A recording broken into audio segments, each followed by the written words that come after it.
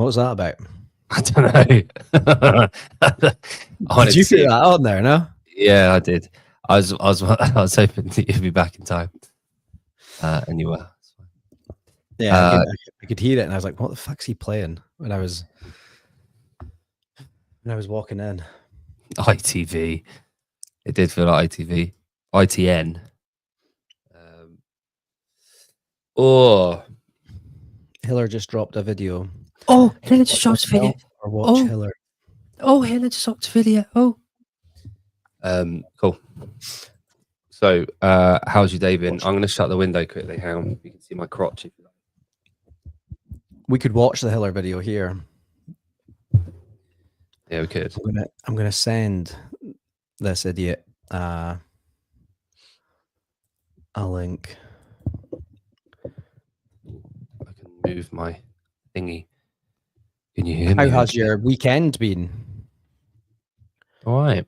Yeah, all right. Busy with family stuff and coaching and family. Mainly all right. Yeah, good. Thank you, sir. How about yourself? Have you been busy?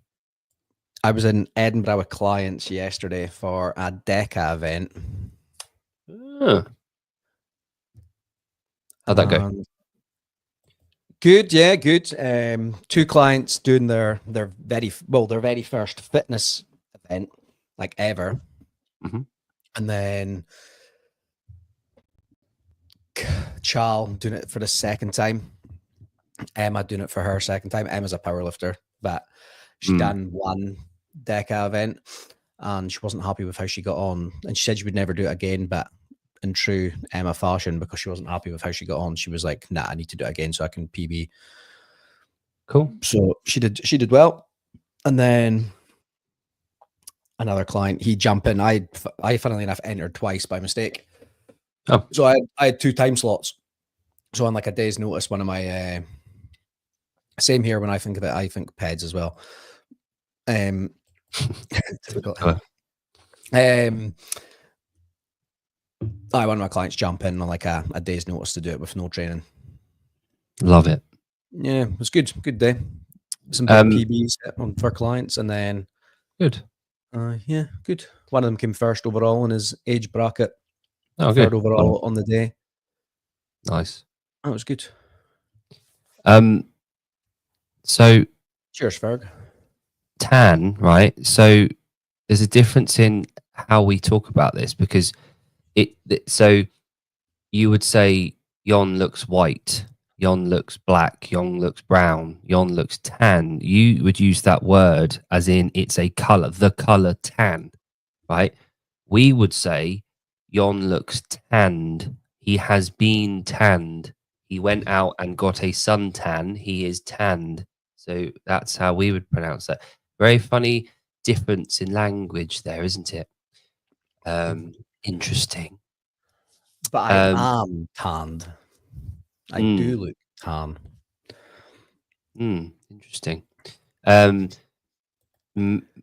Is it Megan or Megan? How do you pronounce it? Not Megan. Megan. I would say Megan, but I know Americans like to pronounce things like Deshaun. I want to show this fucking before. Like, sorry, what did you do this weekend? Before we, melanated exactly. And no, he looks like he's tan, as in tanner than lack of it. Yeah, but we say tanned, like he is tanned, like he has been tanned. He is tanned. Right, this is too much tanned. It's mental. How many times you've said tanned there? Not like 60 seconds. On that to be a clip. He is tan. He has been tanned. It's like that episode of the podcast when Ricky and Carl they're trying to get Carl to teach people how to speak English. Oh yeah, amazing. No one else will know what we're even talking about. This podcast is shit. Yeah, sat in that library and he's like, yeah, fucking hell, man. Brilliant. I got called Megan sometimes, but my last name gets botched more than anything. Monaco, as in the state, the French tax haven. How do people say Monaco then? They say Monaco. Yeah, but she says they get it wrong. How would you get that wrong? Hmm? Monaco? But Monaco? Where are you How seeing that? Monaco? But Monaco. they can Monaco. Yeah, okay. I don't know what you're trying to say, but that's cool. Monaco or Monaco? Monaco, yeah. I don't know. Here we go. Monaco. Who the fuck says Monaco? Yeah, and Monaco is arguably the most boring fucking circuit in F1. There's Great no question, overtake. Fergie. What's Fergie said? Did you ever run Yeah, into he anyone did. here? Yeah. Yeah. She comes back now and again. Her family live 7 minutes from where I'm sat right now. She goes to the gym when she comes home. There's a couple of gyms sort of both way. It is a parade. But yeah, she's got a lot of family on that. There's a reservoir. Kringle is a very not common. There's a lot of Kringles on the island. It's a Manx, quite a big Manx name. And there's a reservoir and an area on the island called Kringle Reservoir where people go swimming. There we go. Interesting fact of the day there for you. Kringle What about Mark looks like Cavendish? a superhero, doesn't she? Yeah. But the thing is, if you look back, went from the age of like 15, it's like 16, she's just got one of those physiques that you can tell early on it's just going to like mature into that like Wonder Woman look. It's just, some people have got that. insane. Yeah. Yeah, I can send you a link, Augie. Yeah, and Cav, I saw Cavendish about 3 weeks ago. So he came back and they've opened up and made a raceway where my son does his cycling, an 800-meter loop around the National Sports Centre where they've named it after him and done like a mural and a thing. So, yeah, there we go. Chris Kringle. Yes, what were you doing this weekend? What have I done? I've coached early mornings both days to get them out the way with. I made that bed earlier.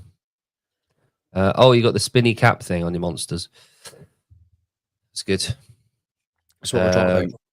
What have I done? I registered for a course on the island. They do a suicide watch course for all the national governing bodies for like a coaching course. How to stop it, how to view it, how to kind of how to stop suicide. Well, not how to stop it, but how to see the signs of people in your sport and how to discuss it and how to refer them, what's available and that kind of stuff. Just as national governing body, they've put it on, so I've registered for that. I think it's probably a good thing to do, like as like a governing body, to put it on. But do you think? I think when someone's going to do it, like you can have had all the training in the world and know certain signs to spot, but I think for probably the highest percentage, probably you just don't see that coming. No. There's people that are genuinely suicidal, and then there's people that are just lost and they need help. And I think the people that are genuinely suicidal, the very nature of it is they will keep it up here, and they will know what signs people will be looking for, and will disguise it. They feel a burden, and they don't want to put that on anyone. 100%. But I don't think you need a course like for that. If you know what I mean, just being like, just being a good, just checking in on your mates, checking in on people that are in your circle around, just saying hi. Like, well, we live in small communities, but it's probably very different in big cities. But if I walk, every single person I walk past in a day, I ask them, all right, how you getting on? Just being, just being a genuine, like, I don't know, just making conversation as I go past with people, because I live in a small town. I say hi to everyone I walk past. Yeah, exactly. But, and this is the thing. It's always, you hear it all the time. There were no signs. He didn't let on. And the people that are that deep into it and have been for a long time, they create a baseline, like Kenneth just said, and they will sustain that for a long period of time where people just get so used to them being that way, and then there won't be any signs. Mm-hmm.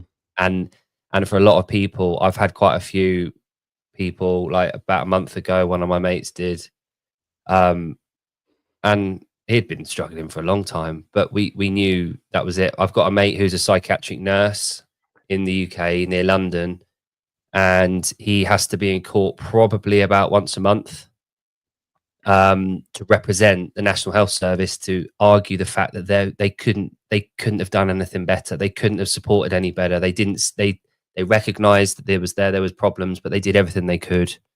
And I think the truth of the matter is it's a lot harder than just talking. And I think a lot of men,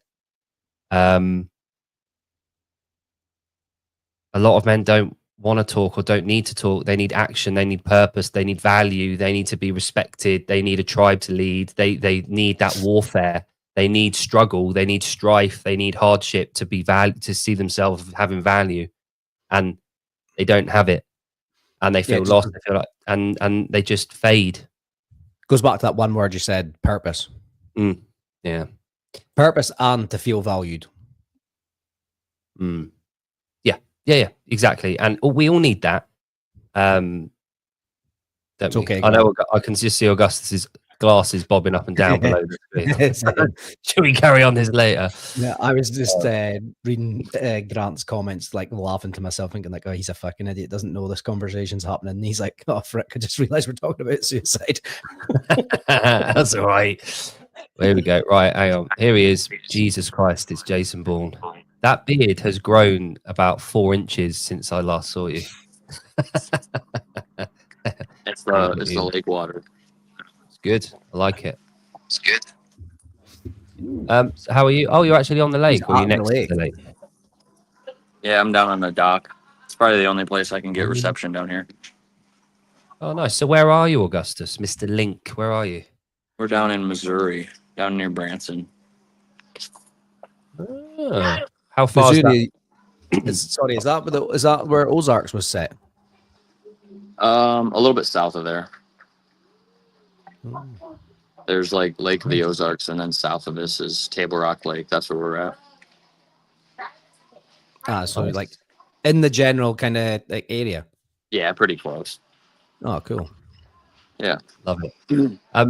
So I haven't been privy to any conversation this week about any of this.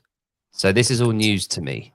I didn't know what the workout was until today either. So can you give me a lowdown? Imagine I'm Heidi, and talk to me about what's happened this week.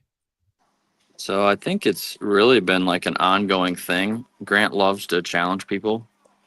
So he decided that he wanted to challenge me. In order to do that, I think he came up with a workout that would have about a 2-to-1 rest to work ratio.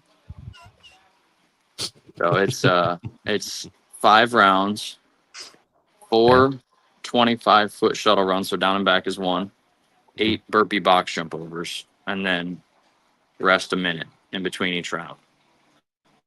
Rest a minute. What? So you do 4 and 8 and then rest a minute? Yeah. Yeah. Right. Okay. It was a mayhem workout originally, wasn't it? And it was rest work 1-to-1 ratio, wasn't it? I think it was a killer workout. Yeah. And it was supposed to be 1-to-1, but Yeah. doing that in the middle of a head-to-head, I don't trust Grant to do that type of math. No, his phone would go off, wouldn't it? All right, so that's the workout. So it's 5 rounds of 4 and 8, and then a minute rest. Yeah. Okay, and I can see it. Jon's uploaded it underneath. I haven't watched it. I don't know how this is going to go. So Jon's got a video of you two partaking in this workout. Is that right? They both sent me a workout. Gus sent it in true YouTube format. Okay. This way. Grant, being Grant, changed the orientation, did it his own way. Oh, But he's sticking the blame on Augustus. But they both sent me it, and I've got it on the same screen. It took some doing, but I've done it. I've not watched it either. All I've done is I've cut the start of it where they were showing me their box heights, their measurements, because they both had that in with their measuring. Grant, he does have a different standard on the shuttle runs, but they've okayed it. He made it so what did he say? He's made it so his hands touching behind the line, but his feet are on it or something like that. But it's I don't know what his standard was. I asked him what his standard was, and he just said, I touched the line.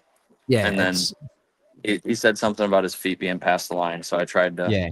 It is I tried to do like the they're true both open standard where you have hands and feet and touch behind the line, but I guess we'll see. Yeah, they're both doing it. I also noticed that Grant's when Grant would do his burpees, he was basically landed on his cone. So I think he probably had a 25-foot. He probably had a 25-foot shuttle run on the first round, and then after that it was like 22 feet. Yeah, I watched that happen the first time he did. He actually moved it back to where it was because I was thinking, what the fuck's he doing? I wondered that as well. I was like, this cone's getting fucking punted about every rep. But that's because I watched the first round and then I just watched the last, and I've cut it. So I don't know the actual finish times yet, but we'll soon see. But did you each know the other person's finish time? No. Oh, so this is literally like an exclusive about who's gonna win. Yeah. Right. I'm the only person that's actually got the videos at the moment. Cool. Okay. This is good. And I have not even watched it all. All right. I just spliced it. There were I think like my first and third round or something, I gave like a minute and one rest just to make sure that I didn't cut it short. Right. Okay, that's good of you. I'm sure Grant's done the same. You might. I tried to err on the side of caution. True athlete. I have not watched it yet, but I bet you Grant is itching to go at like 57 seconds. Yeah. I would have thought so. Well, it looked like his clock was set to just like normal time, so I'm not sure how he was even seeing his rest. I don't know. I'm sure he had some sort of rationale behind how he was doing it. He'll be using that wee time. I'll tell you what was a pain in the ass was he didn't have a countdown, so I had to like wait until he went to go and run, and then I could pause it and then pull it back, and that was a ball ache. All right. Okay.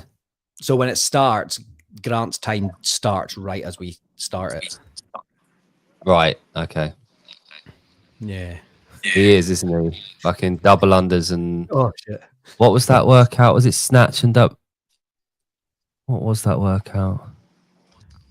I can see the video. That was awesome. That was peak CrossFit. Whatever year that was. That was when CrossFit peaked. Do we want to watch it now? Yeah, let's go. Yeah, cool. I'll pull it up. Let's do it. Grant might be watching at the moment. He'll be watching Hiller. 2 seconds. I was going to say he'll probably be watching Hiller. There we go. I'm not going to start it just yet. Now is Hiller live now too? No, but he's just dropped a video. CrossFit, was that the 10 rounder? Because that was shit. Was that 0.5? Was it 16.5? I think 17.5. One of them. That was really shitty. Anyway, do you not think I did a very good job at getting them both on the same screen? Yeah, I like that. I like that. Grant's time is in the bottom right. Augustus is on his clock up there, so you'll see he's got 1 second left of his 10-second countdown. Grant's time, when I hit play, it'll just kick in. Yeah. Okay. Right. So we'll go in 3, 2, 1. There we go. Did you just use this as a warm-up, Augustus? Yeah, I was just kind of in the middle of my day, and I was like, I guess I'll do this before I go home for the weekend. 17.5, Jake. That's right. It was. Was it? Yeah. That was the first year I'd done the Open, but I didn't enter the Open. If that makes sense. It was like I watched the CrossFit documentary the year before, and then when the Open came out, I was like, "Oh, I want to try these just in like the gym." The Grant hitting his cone every rep. This workout was also supposed to be with a step down, and Grant had agreed to that. And then afterwards, he's like, "I didn't know that." It's like, Yeah. But Yeah, he's always trying to find loopholes, isn't he? Hacks. Yeah. His shuttle runs are definitely faster than mine, but I was. Did either of these guys play ball sports? What the fuck is that shuttle? Did you play any ball? You wrestled, didn't you? I wrestled. I didn't really play other ball sports. I'm pretty sure Grant wrestled as well. Grant just moved his box in front of the cone. Is he moving it again? He faffs around with it Why? for a little second, and then he kind of moves it back, and then he shifts his cone. Do you know what I think? I think that's why Grant was so harsh on Cale Lehman, because he sees a lot of himself in him. That's probably something to that. I hope he's watching this now. Wrestler posture, yeah. Worse than a fucking boxer. Like, Oh, Grant definitely left a second early. Yeah. Grant's like a figure skater on these. Like, doo-doo. I love the fact that Grant has found 3 things that he knows He's he can do relatively good quickly, at that. and all he does is those 3 things.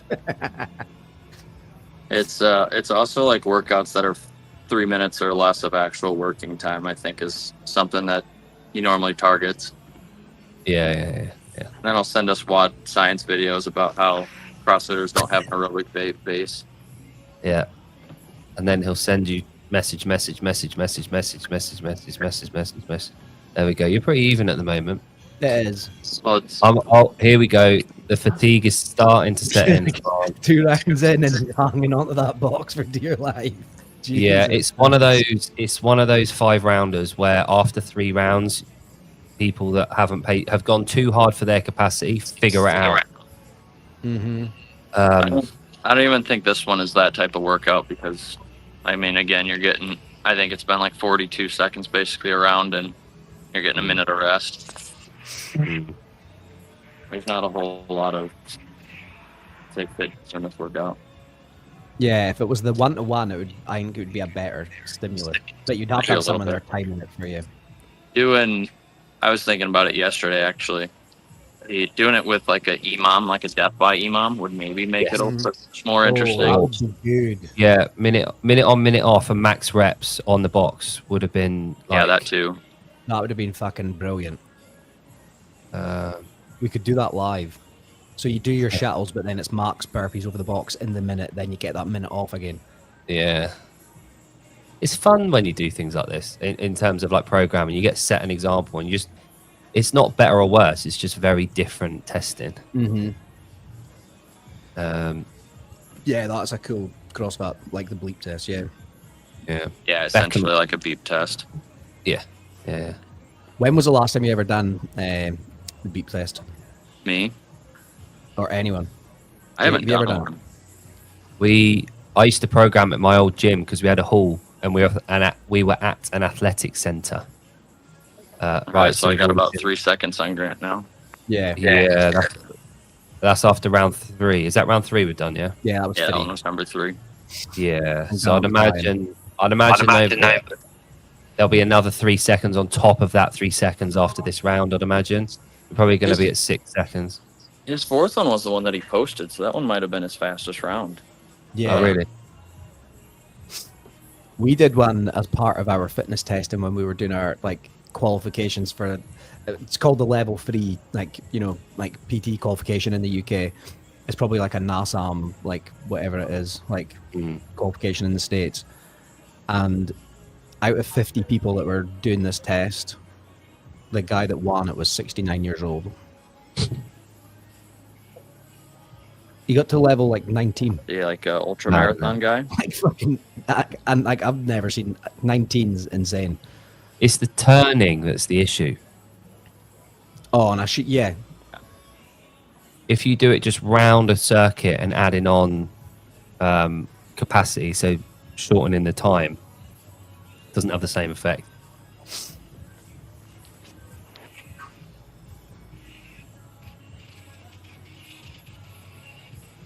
Yeah, here we go. This is where it started to.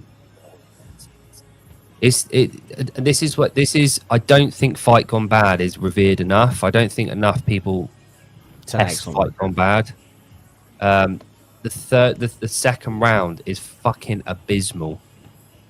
I just done it 3 weeks ago. Yeah, nice. Yeah, Remember I said that the testing week had like pretty much all the girl workouts, but I had Yes. Fight Gone Bad in it as well. yeah. Jake, Yeah. I think you're about spot on. It was about another 3 seconds there. Yeah, Was that like 4? You can also see the difference in, I don't know if I'd say even like recovery in between rounds, but Grant's dying and Yeah, Grant after the second round, he was hanging on to that box. mm, I think I watched Yeah. it. Or I went back through and I think my heart rate got to like 165 or 175 on this. It was pretty low.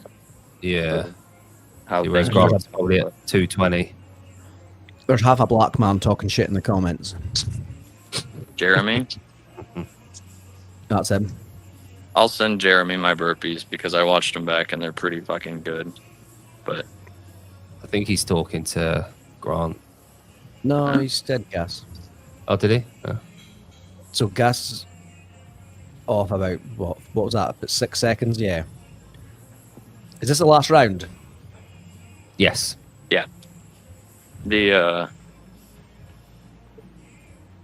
The one thing I think about on burpees is my chest hits the ground before anything else. So it's like Yeah. right when my chest hits, it's back off, which almost makes it look like my chest doesn't hit the ground, but it's kind of the first thing that hits before anything else. Yeah. Like, Yeah. slam my chest down. Whereas 31. a lot what I of was- times you kind of drop the belly first. I was Yeah. trying to tell a client to do that yesterday at that DECA event because he was like landing like almost like in like a locked out press up and like lowering himself, and I was like, no, just fucking slam down. You're just burning out the triceps doing that. 16 and a half seconds difference. And also, look at you Thanks, walking. If Grant's Grant saying had my a link, burpees so are he good, can- I'll he take can it. come on whenever he wants. So, do you know the? How does he actually ever get up? Right, Yeah, drama. he does. Did Grant upload his whole video where he was writhing around on the ground in pain? Yeah, he did. Yeah. You should have just clipped a couple pieces of that and had that in there. Ron, remember what I said? I can't remember what you said. What did you say? Come on and tell us again, because I can't remember. Didn't Grant think that he was going to beat me? He did think he was good. He did. He thought he had your number. What Grant did know he who say? Trevor was? Remember. I think now Grant owes me a couple he owes me a couple things out of this deal. I'm trying to see. I what think Grant's those are doing. that Grant's not allowed to call people out in the comments for workouts anymore. Right. And he has to post about how cool I am and how much fitter I am than him every day for a week. And every Okay. time he calls someone out in the comments, he has to do that again. So he could, I guess he can call people out whenever, but if he wants to do that, he's going to be talking about me more than he talks about Kale Lehman. Mm. Can you jump in the lake for us? Maybe. Why? I don't know. Just fancied it. Yeah. Yeah, why not? To celebrate. Mm. Have you got any bananas with you? I don't. That's a shame. My dad's sleeping in the boat on a live Nice. stream. Go on, Dad. Let's Um, set this up. I want to see what your dad looks like. Yeah, does he look like you, just slightly older? Older. No. Megan Monaco can't buy bananas. Why can't you buy bananas? He's laying there. Yeah, every time you put banana in your mouth, you have to close your eyes. Sevy's got Danielle Brandon coming on. When? It's on his. It's on What, now? No, not now. It says 6 hours. I don't. I bet he probably won't. Oh, maybe. It'll be clickbait, but it says Hey, there he goes. live in 5 hours. Oh, I missed it. Fuck. Jumped in. Oh God, no, Kenneth, we can't answer that. He'll ask that for ages. Imagine Right. having that. How cool would it be to have a lake like just Why isn't right he in there, the- Jake? Yeah. There he is. Hey, what up? Flip your Live phone from the around. lake. Like it. Augustus and Grant, your phones are portrait at the moment. Oh, Okay. Grant's There beard we is go. looking thick, isn't it? That beard is coming on very thick. yeah. Very. You know, I like it when some of the grays sprout through, but because I'll use every 2 months or so, I'll just put a little bit of the Just for Men on. I like Oh, a little we bit know. of grays. We know. Yeah. I like it to look natural, but I when it's completely after about 2 or 3 months, it's a little bit too much. It's all I got left, man, from my youth is a brownish beard. How thick is the beard? Like, where does your chin, like, how long is a hair? Like, Well, it's not that long. It's pretty thick though. You know, I was looking at pictures not from that long ago, and it actually didn't. I think it looks really bad when it's completely clean shaven. But I'm trying to see like if I have just a little bit of like if I'm clean shaven and then I let it grow out for like 4 or 5 days, it actually doesn't look too bad. I still don't want to mess with it though. I don't know what's under there, man. what's the plan with it? Have you got a plan with it? No plan. Just see how it goes. I'll probably get this trimmed up for the before the CrossFit game, so it's not quite as wild. Every once in a while, I'll there's like a barber next door, and he does a better job than I do. So if there's an event or something, sometimes I like to go in and just get it a little bit more tamed. Can you braid them? Can you get braids? I don't think so. It's so funny that Jeremy that you say that because I was really surprised by that. Everybody was responding to that. That was like a last minute thing, and I actually put a lot of time into some other videos. I was surprised that everybody really liked that one. It was a good video. Appreciate that. That was a cool workout. I knew fading the last 2 rounds. Obviously that it's a fun workout. It's I do shave in the hotel. Is that all he said? Yeah. Oh, and then leaves the hair when he checks out. Oh no, I don't. I always wipe the stink off. Yeah, I do. I would admit it if I didn't. No, that workout it's interesting because I like that workout. Obviously, it's set up to make it look as close as possible. So it's as a 1-to-1 workout. It's basically a little. What would the word be? It's a little bit of a trick, right? It's a legitimate workout for a class. Like it's an interesting one to work in there. But obviously, the reason I like it is because it's 5 really short rounds. I mean, how far ahead can you really get? Like Augustus, if you were going against Colton, he'd still only get a few seconds in every round, right? He'd probably get like 3 seconds a round. Yeah. That's a lot. It's like almost Exactly. 10%. Yep. So it's smoke and mirrors. And I thought I knew I would be neck and neck through 2 rounds. And then in the last 2 rounds, I knew that he'd be able to hold his pace. And it's true, man. The recovery on sprints, I didn't even expect to kind of be, Augustus pointed that out. And I'm definitely envious that it did nothing to him. But even those 40-second sprints, it kind of caught me off guard, to be honest, that it took that much out of me. How often do you do alactic training? I don't even know what that is, man. I was about to say, You watch- he doesn't know what You watch all lactic this WOD is. science stuff and you don't know. Yeah, what he talks lactic about is. lactic, but I don't. There's so much out there. It's really Yeah. difficult to like actually have an actionable plan you want to stick with because there's so many. You listen to Henshaw. I listen to Henshaw, and I listen to that guy, and they all say slightly different things. Yeah. Well, this is the That's thing. just This how is why you Henshaw need. operates. Hey, Gus. I said that's just how Henshaw operates. It's like something different every week. Yeah.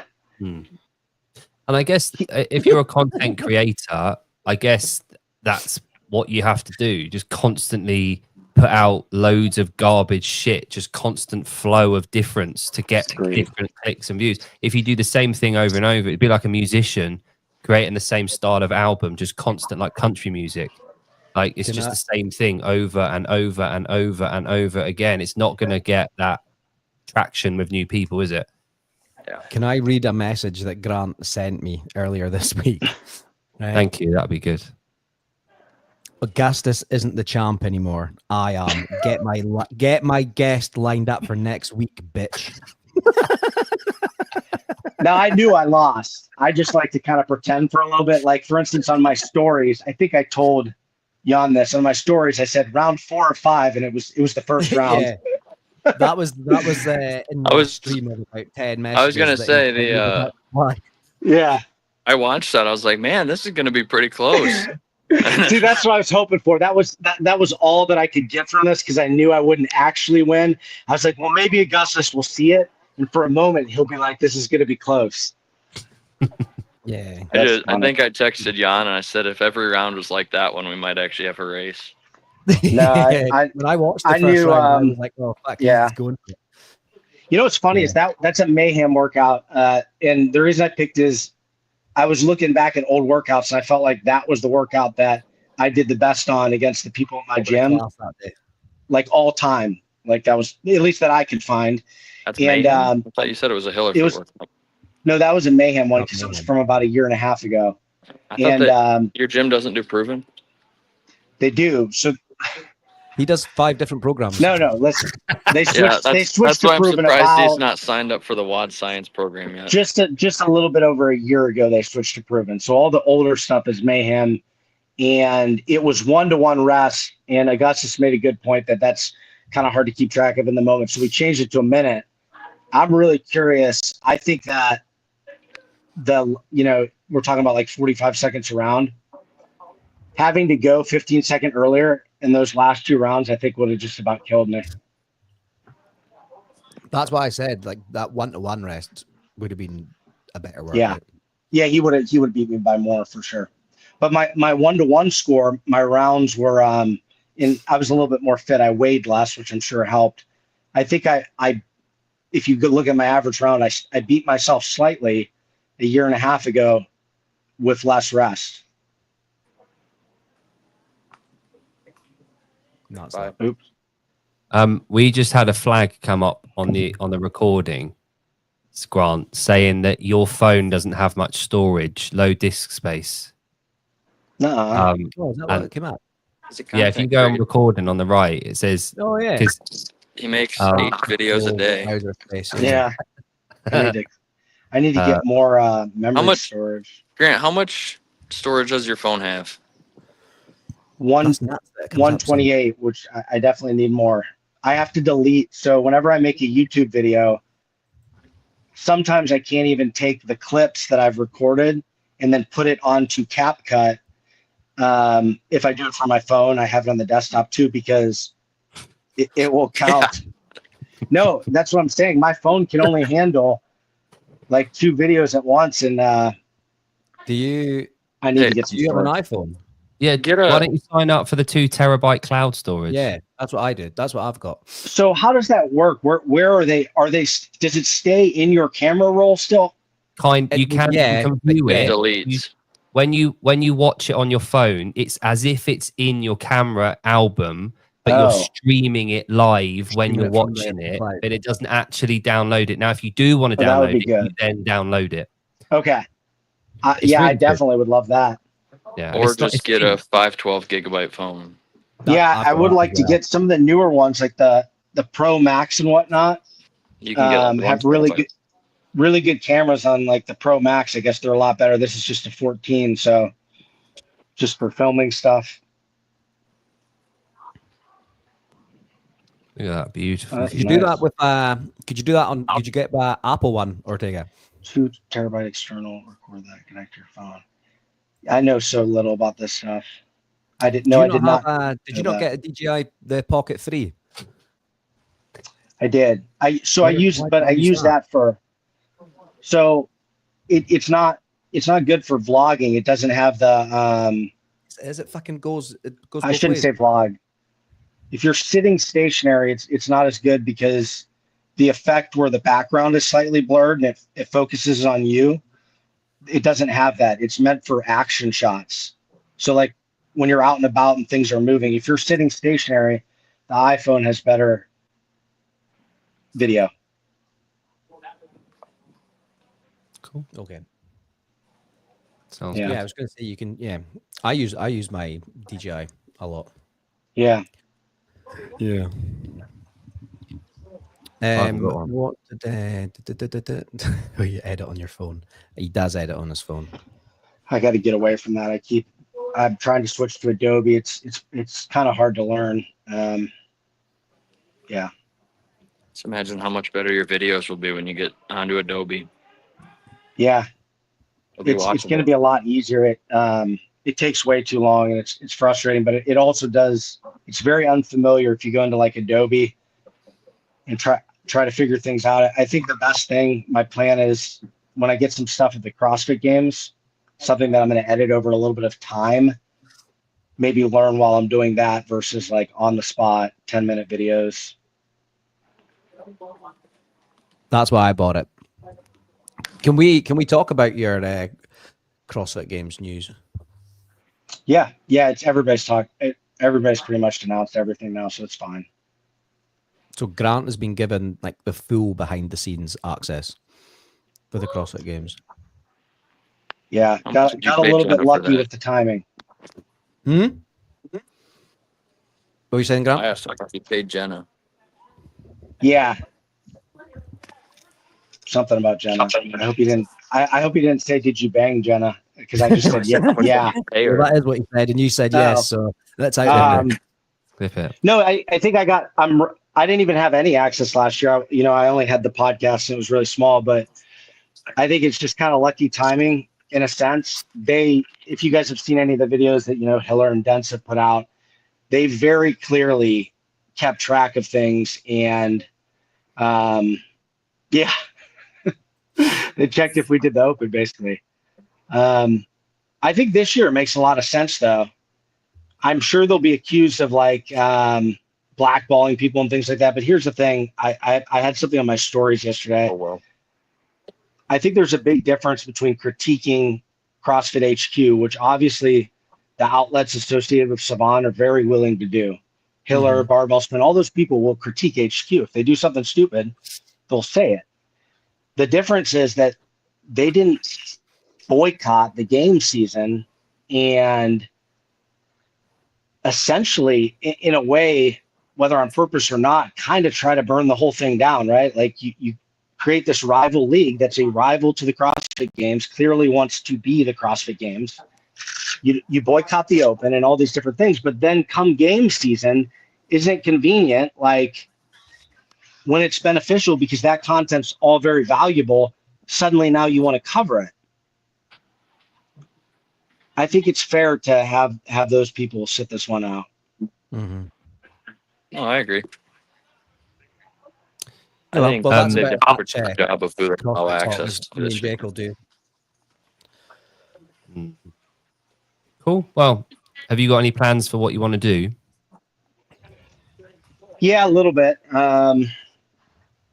So I'll get there on Wednesday afternoon, and I've got some plans to meet up with some people beforehand, like Chris Ibarra and Olivia Kerstetter, Ty Jenkins. James will be hard to pin down. He makes a lot of plans and has trouble keeping up with all of them. But he's still accidentally sharing his GPS location with me from Wadapalooza. So I'm just going to go ahead and Yeah, now. I hope he doesn't watch this. We'll turn it off. Don't Oh, worry, he doesn't. James, isn't it great? It's great to see you. This is perfect. Well, I can do some filming.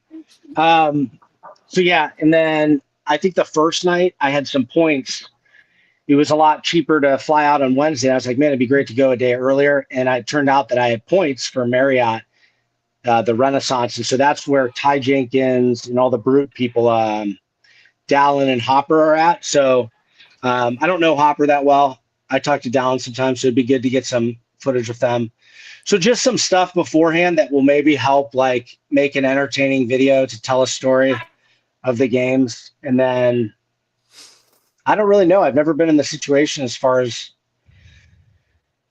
being in the back interviewing people. I'll probably just kind of watch what other people do. I asked Matt Souza some questions. I even asked Taylor. And the big question that I'd asked is, okay, what do you do? Do you just walk up with camera rolling, or do you say, hey, can I ask you a few questions? And it was funny to see how the answers were different, because Souza was like, I always ask, but then I take it as permission for the rest of the weekend.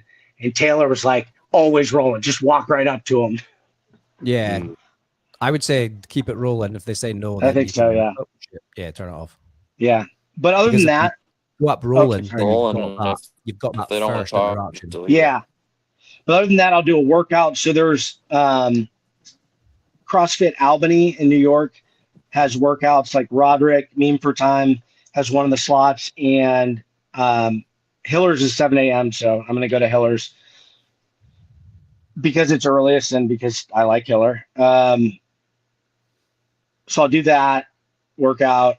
And then there's not a whole lot else really planned, but I definitely don't want to get stuck in the back, like doing my thing the whole time, because like I commented on Jake's video this morning when he was talking about competition. I really liked that part. I've said it like 3 times, I think. Because I was telling my wife, and this is what I said in my comment, that my favorite thing about competitions at the end of the day is that, like, we live in the middle of nowhere in Kansas. We don't have a ton of friends. Yeah. It's harder when you have kids and a family. Like, you just don't meet friends the same way. When I go to a competition, I'm like, I feel like I have friends there, you know? So that's fun. Or community, like Jake said. It is, and like I said earlier, that the biggest hint for me was watching Greg walk around at the French, and he didn't once look at the competition floor. He was too busy talking with people, listening to people, helping like a dad whilst his wife was on the competition floor. He's feeding this baby, and Greg held his bag and helped him get a nappy out and shit. Yeah, like it was genuine. He was there, and that was the first time I thought, oh fuck, like he made all this shit, and he's done that, and then like watching all the other people at the competitions. Then at Sid the other day, I bumped into people I hadn't seen for like 10, 12 years. And I just sat down, had a chat, and I was talking to like the CrossFit UK staff, and then the weightlifting was there. So I was talking to weightlifters. I don't think I actually watched much of the actual athletes doing anything. I was too busy there being part of a community. And I'd forgotten that that's where the community gathers, at the competitions. We don't have a CrossFit gathering that isn't a CrossFit competition. That's what the competitions are. They like 2% of that is the actual athletes doing their shit. But people don't go there to watch it. Like only a few people do. And then so my point to you would be, we're not going to the games, obviously. But as much as you can, try and talk to spectators, try and talk to the coaching staff, try and talk to the people around it, the vendors, people like that, because they're the people that will never get asked questions, never interviewed, not the people with the abs and the delts. Like, please get loads of delts and That's abs. a great point, actually.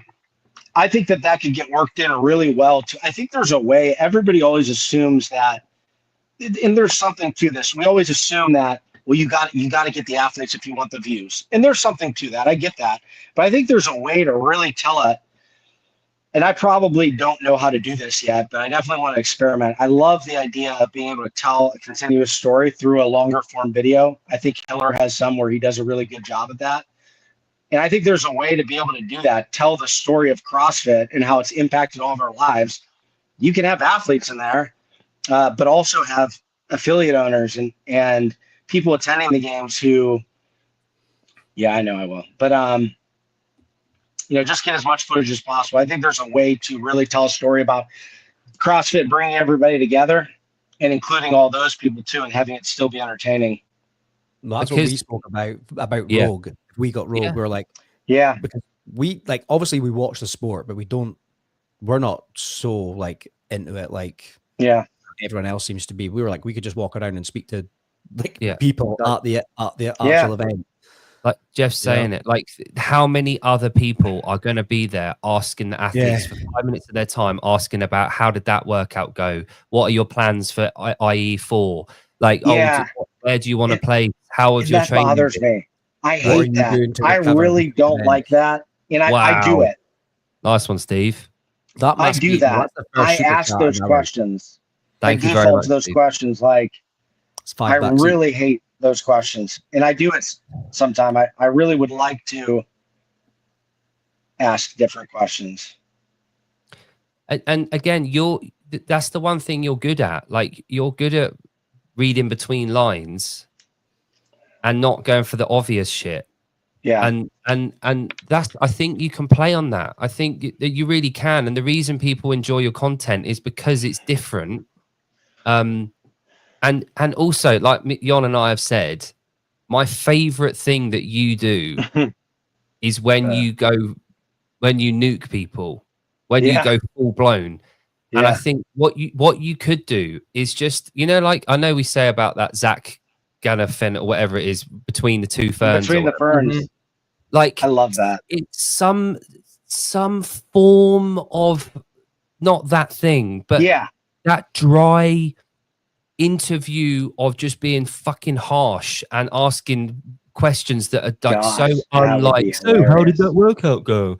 I could do it with the people I know a little bit better too. Like, I don't even know Hopper that well, but we know each other. Like, we've talked a decent bit and stuff. But like, doing that with someone like Hopper would be pretty funny because he'd probably play along. I think he could bring out some pretty good content.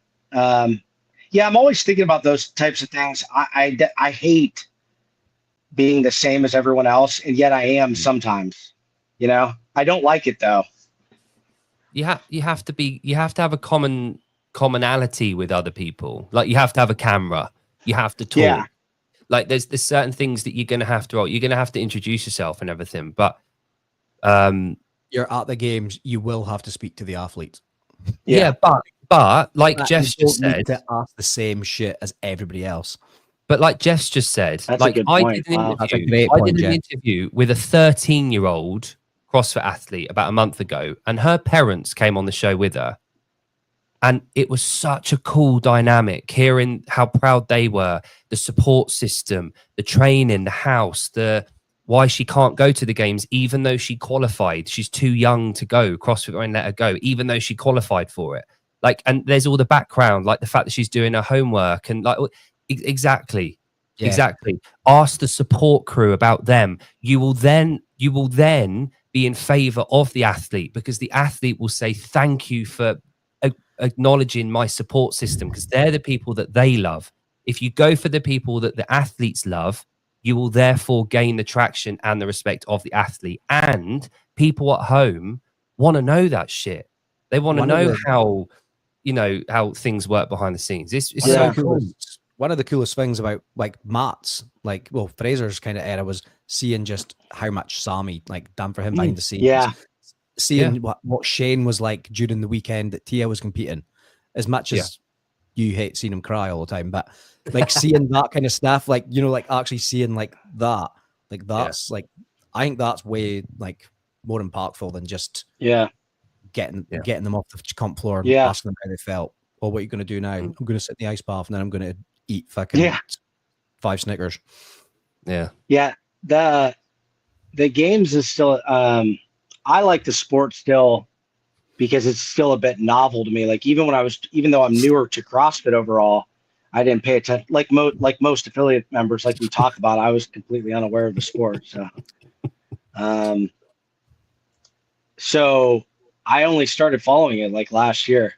So it's still like new and exciting. And I'm actually excited. I am excited to watch, although I would still say the community is without a doubt like the thing I go home with that I love. Yeah. I also do like watching it. But Do you know so what? Not the gonna be behind the scenes, the thing that made Savon internet and YouTube famous was the behind the scenes. Yeah. It wasn't the games footage that he did or the documentaries on like Dan Bailey doing like I didn't watch any of the games. I watched the behind the scenes first, and then when the Netflix documentaries came out, I watched those, and then I was like, oh, like this is Was there a fucking cool. break where he didn't do it when he left? When he got fired? yeah. Yeah. Was there a big break? When did he? Do you know when he came back? The reason I ask is I was looking at those old Tommy Marquez videos and the way that they were talking about Savon. I'm like, oh, Savon must have not at this time, 2022 or whatever. They were talking about him not being real media basically in his clips. And I'm like, well, things have changed. He must not have had the same access back then. Yeah, I think there was 2 or 3 years. I think when he did. Yeah. He did like 2011 to 2017, I believe. Was it? Yeah. Have you watched all the behind the scenes and documentaries they did, like I bought Rich, them all. like Fronin's documentary? I've watched the Froning. Yeah, the main Froning one.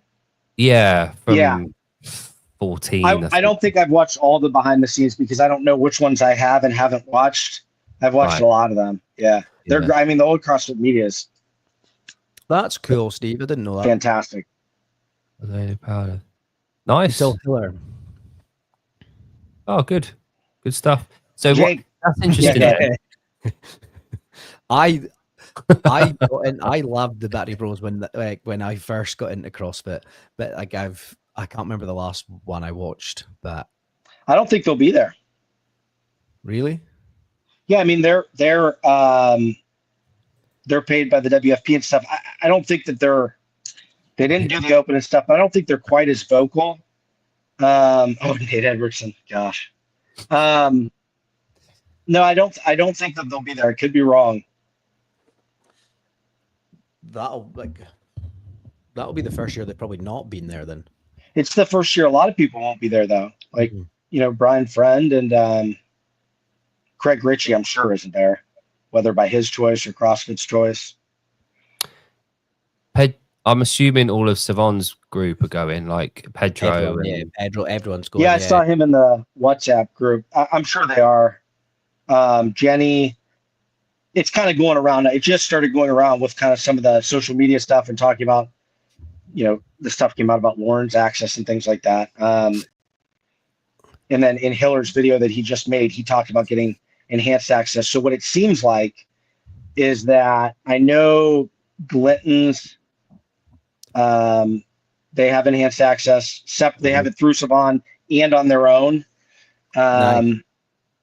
Yeah, Garrett, I'd asked her yesterday about just the podcast they're doing there and stuff because I'm excited to say hello to them, although not excited to be much shorter than her. I'm going to stand on my tippy toes if we get a picture. Well, Sevy's got everyone. So yeah, I think everybody in Savon has it. Going. He's got Pedro, Taylor, Bryson. It sounds like everyone's just going. on your own. Got it. It sounds like what it sounds like from what I'm putting together is that they're going to have multiple people doing behind the scenes to put together multiple things, like some athlete pieces, as well as, your regular behind the scenes. Nate did a Greer video before. So the thing, this raises a good point. If you attach yourself to one athlete and give everything your attention to one athlete, as soon as that athlete's done, you're done. Yeah. So yeah. Anyway. Yeah, you gotta be able to follow multiple athletes for sure. Hey Jake, I have a question. I know you're not big into fitness racing programming or whatever you want to call it. I program it quite a lot. I just I don't really watch much of it. Yeah. I was just curious what you thought about the events if you'd taken a look at them. I haven't really. I saw Castro put up something earlier about a pegboard. Yeah. The first one was that the run and swim. No, run and row. Run, row, run. 4 mile. Yeah, Jan did half of it. I did half of it because Beat Tyler Watson Tyler. did half of it. I beat him by a second, but I actually thought he was 2 minutes ahead of me. I was pissed off when I finished that and then sent him my time, and he was like, but then he told me, he was like, I could have gone faster. Are the workouts on CrossFit's Instagram I page? think they're probably on the Instagram page. Okay, I think people will be surprised at how difficult that event is. Like, not difficult, but the row in the middle. Oh yeah, I think it's gonna be harder than people think. So my workout partner did it, and he got 58 minutes, and I thought that was really slow, but I actually think it's probably really, really fast. Avery, I'm not that fit. Tyler's a good litmus test for me. He's 10 years younger than me. You know, I can't respond to Jeff Bianco. I don't know how. Does anybody know how to pronounce his last? Bako, yeah. I can't. It's so funny. He comments on my YouTube videos, which I appreciate, and I can't respond to them because I'm blocked on YouTube by him. I never know if Jeff is being nice or not nice. I appreciate his comments. Jeff's been great lately. He's still got his. Jeff, Pat, and David Weed are probably my three favorite people. I think I didn't like them when I didn't realize I didn't quite understand them. I just wish I knew who Jeff David Weed is. Yeah. Well, Jeff is just Jeff. He has a LinkedIn profile. I've seen that. I wasn't sure if it was him or not. And then when he followed me on Instagram, I was like, I didn't know if it was a real person or not. Yeah. It's just in his deadlift. The deadlift and handstand walk one is really interesting to me, and it's an axle bar. So you're going to have to. The interesting thing about that, Jake, is that I think you're going to have to do a mixed grip, which with the pull and push, that could affect your. I would think that would mess with your shoulders between the handstand walk and then a mixed grip axle bar. Yeah, it's only the 12 deadlifts. So 160 kilos. How often do you do DT? Have you done DTRX? It's so funny you bring that up. No, we have a version of it this week. Is it 165 RX? Yeah, 70 kilo. Yeah, it's about that, So that's about a nightmare for me. If you want to talk like win this one. If it showed up in the open, I'd probably be 30th percentile. Like it's the worst workout in the world for me. So unfortunately. So there's the difference. So I know I can understand these workouts and I can pick them apart easily, but I've got fucking no idea which of the games athletes will do well at them. Yeah. I don't know them. I don't know the capacity, and I don't know what they're capable of doing. So the 5 rounds again. 5 rounds is fucking nasty on this 300-meter run. That's going to be quick. Is that an actual run or is it on a? It's on a runner, but in the behind the scenes. So they have these behind the scenes of the events. The people testing it, we're talking about 2 minutes per run. Ben Smith. That's so. It was who was it? Maybe it wasn't Ben. He was doing it, but maybe it wasn't Ben Smith who said that. Right. Okay. So the dude from it might be a slow runner. They're thinking because I think they're using a new runner. Yeah. Exactly. The 300 meters is never going to take 2 minutes. Yeah. They were using the Rogue Woodward runner in the video. Yes, that's it. I can't see them having 15 of those lined up because it's 15 people per heat. Right. It was Rafa, but Taylor was saying that's it. Rafa, he said 2 minutes per, so it might be a slow runner. Or maybe when they were testing it, they didn't do 300. Maybe they did 500. Maybe I missed that. So 300. Now the 12 deadlifts at 220 says what 100 kilos ish. The reason I said about DT was the only thing that goes on DT is your grip. So that's the test of DT. How well can you manage your grip?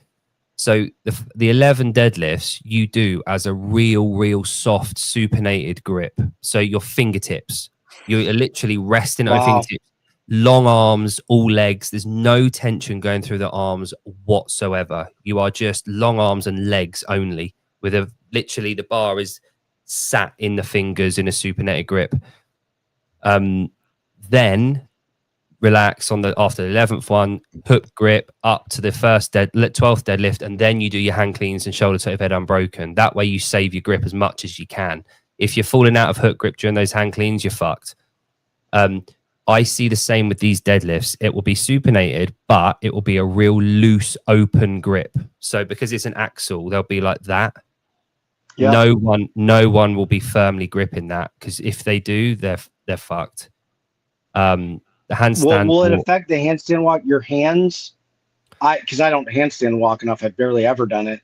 Will it affect your hands on the handstand walk, or? It will be the posterior chain. So Yeah. and the trunk being fatigued. Have you ever done Diane? Once a long time ago, though. Yeah. So the trunk gets really fried from the handstand push-ups and the deadlifts. So your midline just gets utterly ruined. I can see this workout being a midline workout. So, Interesting. So if you look at the deadlifts, the fatigue's going to be setting in the erectors at the back and the abs and the hip flex at the front. You think about what most of the athletes, how they do their handstands. They're scorpion. They're flopped over. Their legs are back here. Exactly. If you had a gymnast that was plonking along like this, and stacking the weight properly, it wouldn't be a problem. But I think for the guys that are doing this, I think that midline is going to be really fatigued from that flexed position on the handstand walk, going from those deadlifts, and then the run. So the erectors at the back are going to be a little bit fried from this. I can see it being a posterior chain. I like that one. Yeah, I like that one. Yeah, it's nice. It's a classic CrossFit workout. You've got the trifecta. You've got mono, weightlifting, and gymnastics. All. Do you remember seeing event 2? Because this was one that a lot of people ripped. Now, obviously, I'm not a programmer, but I still like looking at these things and thinking about them. And a lot of the athletes like it and think it's a really good test of fitness, and you just have to get over what it looks like on paper, because it's a mess on paper. It just doesn't look pretty. But they say that on the floor, they think, I've talked to a few, they think it's really going to end up being a good test. Right. It's a buy-in. Yeah, go ahead. Sorry. So the buy-in, so discount the buy-in of the wall walks. It's then 10 shoulder to overhead, 20 double under crossovers, 30 toes to bar. Oh, 100. 20 double under. 100 pounds. Right. So it's like a pyramid. So you're going up to the toes to bar, back down to the shoulder to overhead, back up to the toes to bar, and back down to the shoulder to head. So it's like a up, down, up, down, up, down in terms of volume. It's easy to follow. There's just you a don't lot have more. to switch arms. You can. From my understanding, there's no rules regarding the arms. Like, you can do it on your dominant arm as much as you want. It's one arm. Yes. Right. Okay. So it's one arm double right dumbbell. Okay, that makes a difference. Yeah. The 2 arms would be freaking brutal. The crossovers. Yeah. So they're just trying to introduce something new with that. I don't know. It's not really new anymore, because I actually kind of liked it when I like the idea of something showing up that nobody actually knew about, something brand new, and then seeing how they do with it.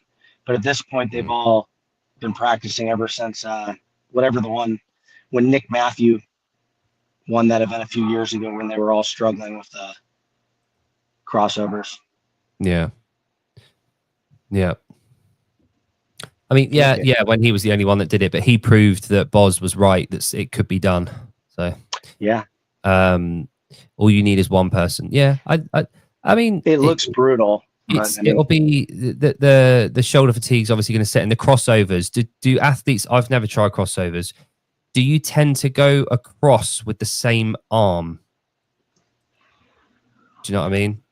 Like when you're doing them in sets of 20, would you go across with your right arm over the top and then back to the middle, across with the right arm, or do you alternate? I don't know. Direction. I don't do double under crossovers. I've done regular ones. Right, so Avery's just said same arm. So here's the temptation is going to be, it's about like, if you're going across with the same arm, so if your right arm's going across, you're getting a lot more fatigue going through that right arm. Then when you go to interesting. So do you plan to do the shoulder to overheads based on your crossover technique? Don't know. That if you're a games athlete, those small percentages are going to make a big difference to the fatigue level, I guess. Yeah, Hunter said something interesting the other day. Yeah, I don't know if you saw his reel, but it made me think. He posted a reel the other day, and it had to do with his training program and stuff. Just how for him, one, what was it? 1% was like 13. I don't know. Can you pull up Hunter's page real quick? We watched it. Hunter McIntyre. It was with regards to what you're saying about sort of the thing is, details and the small things. I get what people are saying about the double under crossovers not being enough to fatigue, but if they are going hard enough at this workout, because it's going to be a sprint workout, like the fatigue from the toes to bar and the crossovers and the shoulder to overhead, it will be the shoulders that get fatigued. That will be the thing that does go. It won't be anything else. What we're looking for, Hunter McIntyre. Yeah, does yours play audio? My StreamYard always had problems with audio. Okay. Yeah, it should do. Let me see if I can find which one. Which is it? This one? Oh, that one. Yep. Okay, hang on. If I go 1% for me in my race is 32 seconds. It is. I lost the world title by 4 seconds. So that's basically 1/8. 1/8 of a percent. And if I had focused on the details of some things, it would have definitely been my world title. But I think about back to all those days of my training. I'm like, holy shit, why didn't you think about that? You should be looking for 1% everywhere. 1% for me in my race is 32 seconds. It is. I lost the world title. Yeah. Just reminded me of what you said, how at that level. Yeah. Really small things. Yeah. Oh. My light's gone really. Oh, I've got a new camera, right? It's really good, but there's no light on it. Hang on. Get to see my shorts. Hunter won't come on this show. He's nice about it though. That's not good, is it? You are persistent, Jan. I don't even ask him, but anytime he sees me, he fucking tells me that he's not coming on. Funny. Oh, that's hilarious. So by the way, Jan, I'm not coming on. whenever he sees me, doesn't matter where it is. If I'm in his show chat or if I like reply to something, he'll reply and tell me I'm not. He'll like reply to something I've sent him, and he'll reply nice, and then the next reply will be, "I'm still not coming on your shitty podcast." Jake, I bet I know maybe what camera you got. You're talking about you got an actual like camera. Hang on. If I go there, he will come on. By the way, hang on. It's probably if we can get David Lippensteel on here, we can get Hunter McIntyre someday. It's probably. I feel like it's that. Oh no. No. Hang on. Oh, for fuck's sake! Hang on. There we go. Right. If I put that there, that's better. There we go. What camera did you get? I got this little like. I tell you what, it's a 4K one, and it's completely changed my daytime podcast. It's a 4K thing. Is it the one on Amazon that's like $500? No, it's this. Oh, okay, got it.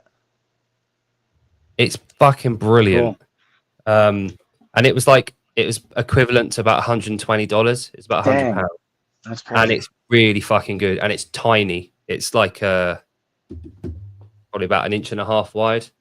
Yeah. It's well good. 1.5 inches. So that's probably about like that long, is it? Clip that. Yeah. Mine's 1.5 inches wide. All right, I better go let you guys do your thing and get some errands done. I do. I know. It's on my list. I'm purposely down here too, so Jake can't see the clothes that I got out of the dryer that have been laying there all day. So I'm going to do it. I'm going to go get it done. Send us a picture of your nice clean room when it's done. All right. Later, guys. Bye. Bye. I want to share this guy with you, right? That you. I don't share guys with other men. Did you like my comment earlier? Which one? On your morning show. But I like to finish on the roast potatoes. Yeah. I read it out and I said, there we have it. Jon likes to finish on tatties. Aye, but you haven't seen the thing. I was hoping Daniel Shafee was still on when I was saying that, but I don't think he was. Yeah, that was a pleasant surprise. That was nice. Look at this, right? What we got? Okay. What's your initial thoughts here?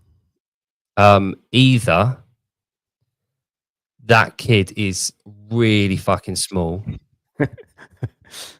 or that lad is in need of some help with his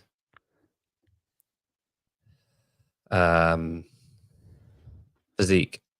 Yeah, well, what, like, check out the transformation on this boy. Like, Fuck me. that's fucking Wow. wild. Eh, What a lad, eh? be mean. Of course, you have a question. The skin. I know what Heidi's going to ask. Like, Wow, look at that. Oh, fucking Same. That's cool. Eh? wow. What an incredible guy, eh?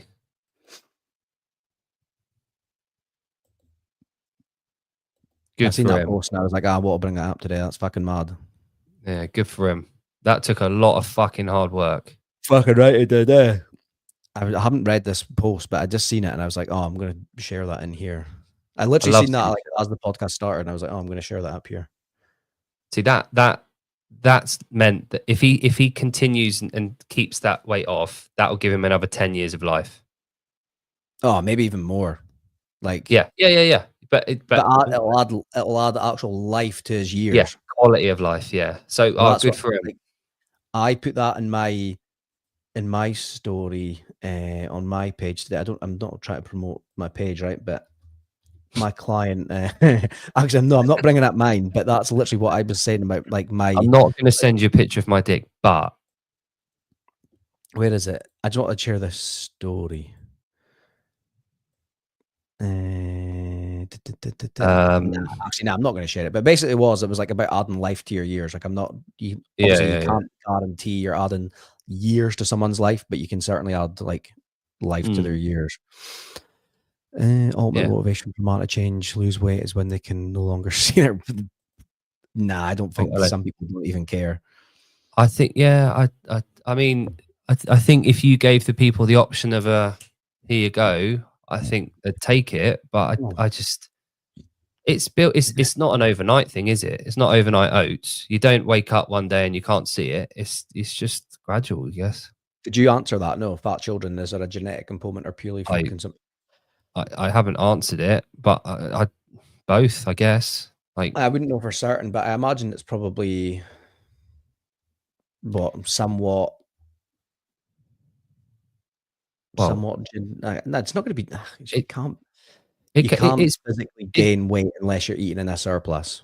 That's the thing. It's calories in, calories out. But if you really think of it as basic, it's CECO. But the other thing to look at is habits, behaviors, what the parents are doing, how they are. It's behavioral, and it's an environment that you grow up in. I think so, but also I do think that certain people metabolize differently. But however, with a strong caveat that probably accounts for about 0.5% of people. Like, it's not like the vast majority of morbidly obese children, which I think is really sad when I see it, because I just think it's so sad when you see it. But it's not the fault of the child, is it? It's behaviors, and it's the environment. I was gonna say environment, because a lot of people that are living in, let's say, like, poverty, and I don't mean like poverty like in like they can't afford like anything, but like let's say poverty for the UK, it's people in council estates, like low income areas, and the money that they have, they spend on fucking, like in budget supermarkets, and it's just fucking processed fucking shite. It's education. Yeah, it's the lack of education. It's just, like highly processed, because they can get the deals in the supermarkets, and it's food adverts as like a desserts, it's fucking takeaways because it's cheap, and it's all that, and it's like, it's just their environment that they've grown up in. The thing that I really struggle with. I read that comment when I was mid-sentence. I don't know why I said that. What? Food desserts. I Uh, said that when I seen it pop up and I said it's food desserts. I was like, that meant to say like advertisements for like cheap, yeah, like, is everything like that's what you always find in like low income areas here. It's yeah. it's just In, shopping bags full of shit. the thing that I struggle with is that I grew up in a port, like we didn't have a lot of money. Like we would go around Asda, which is like, I don't know what the equivalent of that is in the US. It's like, what's the cheap one where you get all the value brands and all that, whatever the US version is of that. Me and my mum would go round with a calculator and we'd have a budget and we'd figure out what we could get that week for the shopping. Now, we didn't grow up eating the healthiest of diets, but Same. we didn't have desserts. We didn't have sugary shit because my mum and dad didn't have sugary shit in their diet because they were both grew up poor and they were on high fat diets as kids. So I was very fortunate where growing up, I had relatively low sugar intake as a kid, but it wasn't the healthiest of diets. It might be chicken and chips or fries and peas. There was always vegetables on the plate. I never went without, but there was quite a linear direction for the food. It was cheap and cheerful. And I think now, that was in the 80s that I grew up, and then the 90s. Now, if my mum went around with a calculator in Asda or the equivalent shop now, he would probably be buying shit food because it's so much cheaper and readily available and accessible. Mm-hmm. Like if there's these videos and diagrams and stuff that show the average shopping cart or shopping expenditure per week or per month in different decades post World War II. And you just see the amount of vegetables, the amount of meat just going down and down and down, and the amount of cereals and breads and grain and going up, and sugar going up and up and up for the same value. Yeah, it's so cheap. And I think for the poor families, there's a temptation there to fall into the trap of thinking, I can only buy this food. I can't afford good food. And that is down to education. And this is one of my biggest resentments. I didn't mind my gym closing. Well, I did, but it annoyed me. But I got to spend time with my family, train in the garden. My gym was awesome. My community was great.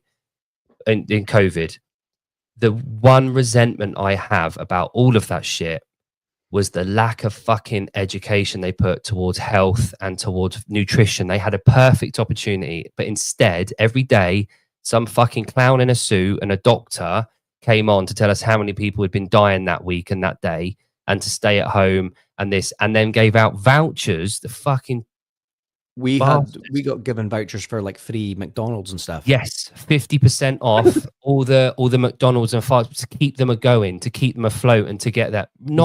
Not every day coming on with a different recipe. Look at what Metfix are doing now, right?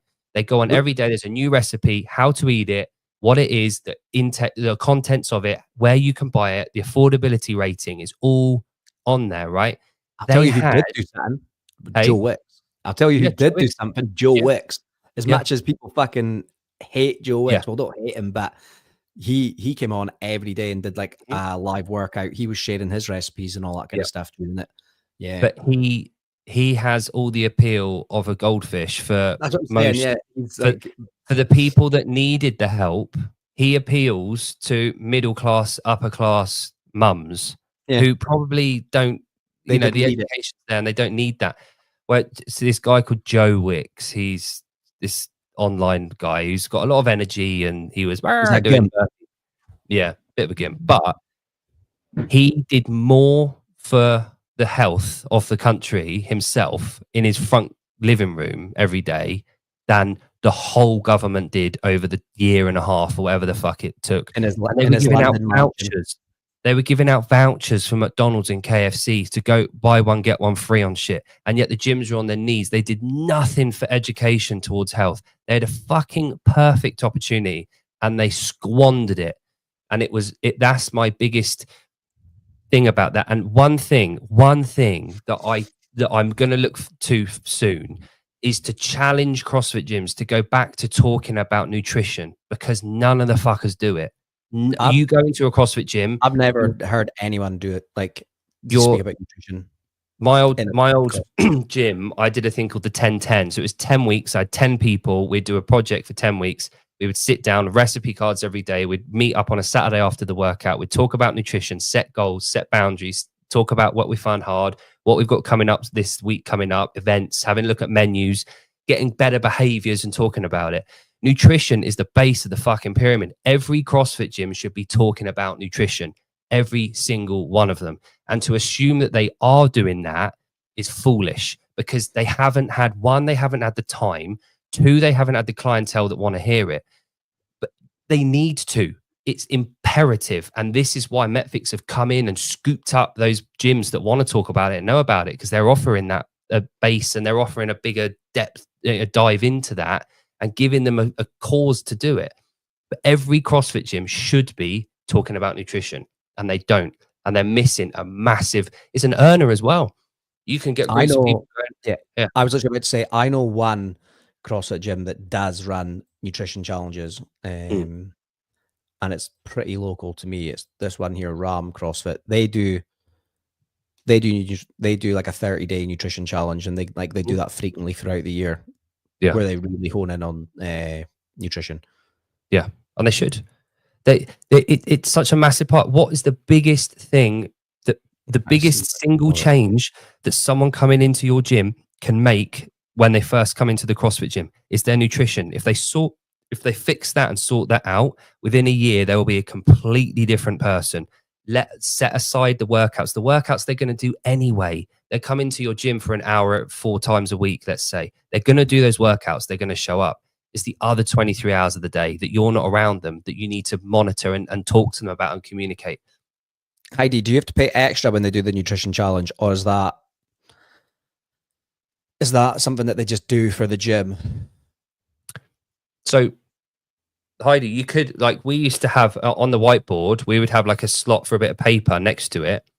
And we used to have a recipe of the week. So we'd put that in the recipe of the week, and people would take a photo. And one thing you can do is create a QR code for that recipe on a basic form, like a Google form or something. Have a folder on there, have a QR code. People scan it in their gym, and it gives them full access to all the recipe cards. There's so much shit people can do.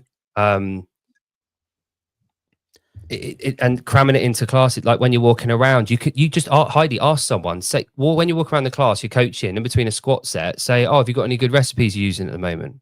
Or have you got any, ask people what they're doing. And if they go, oh, well, I haven't really done anything, right? Then we'll move on and give them one, so to speak. You can just put on a nutritional seminar. Yeah. Ask people what they struggle with. That would have some good point. Yeah. And again, if you've worked with people long enough, you know the typical responses, you know the typical pitfalls, you know the typical things people say and come back with. You hear it all. It's always the same shit, but it's addressing those hurdles before they come up, and it's the basis of sales. Do you know what? Really, affiliates should take advantage of platforms. I'm pretty sure he's on that platform. What's it called? Spotify. No, School. It's that Hermosi's platform where you can build like communities and you can post videos, etc. I've got one for my own clients. If I pull it up, right, but they can literally put all their educational content up there. They can record videos and then they can put it on there for their members. They could all, like, when you join an affiliate, then you would get your own little portal, and you could have like all the videos on nutrition that they could then go and watch at their leisure, if that makes sense. Okay. Cool. 2 seconds. I'll pull up what I'm talking about.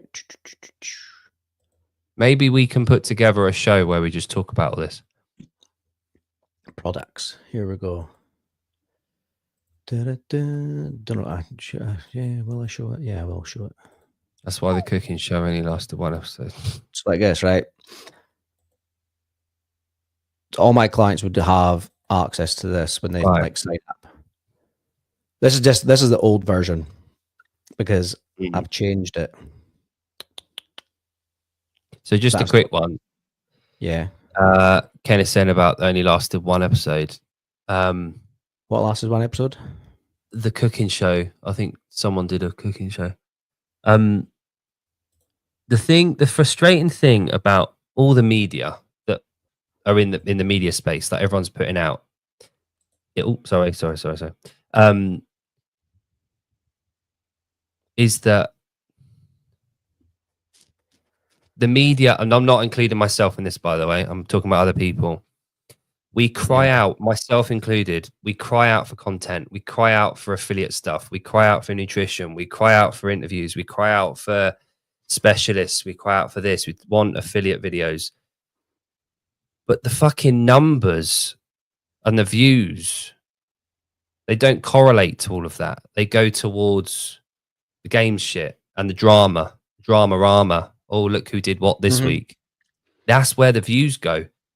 And unfortunately, if people want the other quality content from the front line of the gym floor, we have to get the numbers watching it, because otherwise, you know, it just won't be a part of the ecosystem. Has to be supported in that sense. Anyway, sorry, you carry on. Yeah, because when people are when people are sitting down on a Sunday night, they're probably, they just want to check out. They just want to listen to Danielle Brandon and Gooch, that kind of stuff. They want to see the drama because it's just kind of easy viewing. It's easy viewing. It's like Love Island. I was going to say, you know what I mean? It's the Love Island of CrossFit. Yeah, that's what it is. Drama. It's a soap opera, isn't it? Yeah. Yeah. Whereas they might not have that brain capacity to sit and listen to like nutrition stuff and whatnot. Yeah. But yeah, like they could utilize like a platform like this. They can do it on school. I'm pretty sure school's really cheap. It's like, I think it's less than $100 a month, and they could set up their own platform there. This is obviously a different one, but I use it, and then they can put all their videos on there for their clients to watch. Like if you were to come through your like lifestyle mindset, so we've got different ones, you know. There we go. Look, mastering your menstrual cycle, like, you know, stress management, redefining your why, I'll check that one out. Self-doubt, procrastination, and fear. All like loads of different. You could just literally have all your educational content on that platform for them to watch, and then they really hot. Oh, here we go. So first, I'm really hot in this room, and I can't open the window because there's a guy mowing the lawn. Sorry. You've got your top off, but I've got my shorts off. So together we are naked. We are naked. We're one naked person. That's good. Yeah. You've got it's like a sauna in this room. I'm amazed that my hair's starting to get sweaty. Anyway, Heidi, are we still good for tomorrow? What's going on there? A cooking show? They're doing a cooking show tomorrow. The women in the CrossFit ecosystem are doing a cooking show.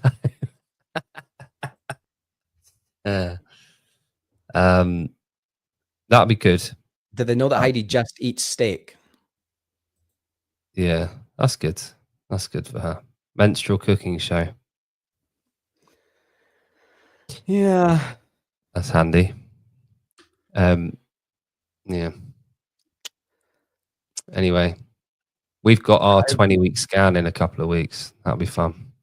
Not Jake and I. Jake and his wife. Yeah, yeah. Jon's not getting a scan. Neither am I. I need to. PK messaged me yesterday. Did he? Got a DM. He replied to one of my. He slid into my DMs. He replied to one of my stories. Oh wow! Did you have your top off in one of them? No, I'm standing with my arm round a client. Okay. I really like that video you sent earlier, by the way. Can we pull it up? Can you, yeah, I went to pull up something and it wasn't. I couldn't see where it was. So yeah, can you pull up what I said? Yeah. No, I haven't got it on my account that's on here. Where did I send it to outside the box, or did I send it? No, I can get on the outside the box one. I can't get on my 2 private one seconds. on my computer. That's the same as me. I'll resend it. Did I send Yeah. it to? Send it to the outside the box. Everyone's going to love this video. Is it Yeah, the send it. wrestling one? Yeah. Yeah, I'm just sending it. That's the best video ever. Right, I've got it. Messages. I've pulled it up. Oh, here we go. Are you pulling it up? Yeah, I've got it here. Okay. We got it. Yeah, you're doing it.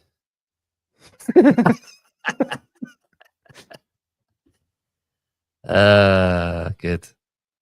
I've honestly watched that about 50 times today. Yeah. It's good because she doesn't actually make contact. Yeah, which is so It's- fucking lame. It's awesome.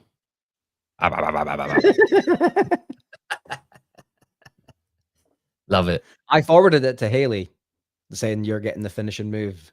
Yeah. She didn't even reply to Did you like my reply? it. Yeah. Good. I like that. Who's the other lady in this Mercedes Monet? I don't know who this is. Megan Monaco. See, That's I thought that that WWF had got less fruity. Is this WWF or WWE, whatever it's called? What is it? This is All In. Was it AEW? I thought a microphone up there. AEW. I don't know. See, I remember WWF and WCW, and then there was that other one, the purple one. Yeah. The one with Al Snow and all that. Yeah. What was the one that the bad one where they did fucking everything? Like it was really violent. WCW. No, it's violent. And the WWF bought it. Fuck me. Someone will remember. ECW. Yeah, ECW. Yeah. Oh, Jeremy just said it. Yeah. That was awesome. It was. Oh, Haley's coming out. Haley's coming out. No, maybe not. Right, that video reminds me.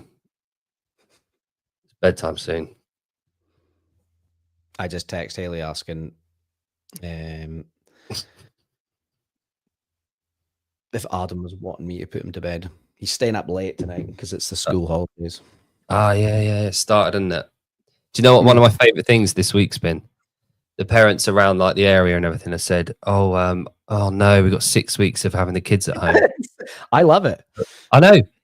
But you should be like going, yes, like I get to spend some time with my kids. Not, I've got to look after my kids for 6 weeks. Like, who the fuck else is going to be looking after them? Your fucking kids. I went in because when I was buying this at the shop, literally about an hour before I came on this, I was coming back to my car and a parent that I know shouted, "Hi, how you getting on?" I was like, "Hi, grand, blah blah blah." I was like, "How are you?" And they were like, "Oh, just trying to survive the holidays."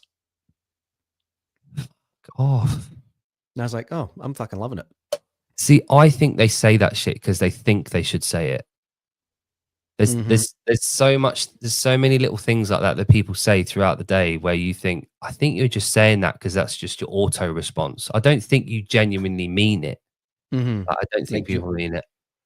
Like, do you think when you do it, would you ever ask someone how they are and they go, like, can't complain, no point in complaining anyway, or like something like that?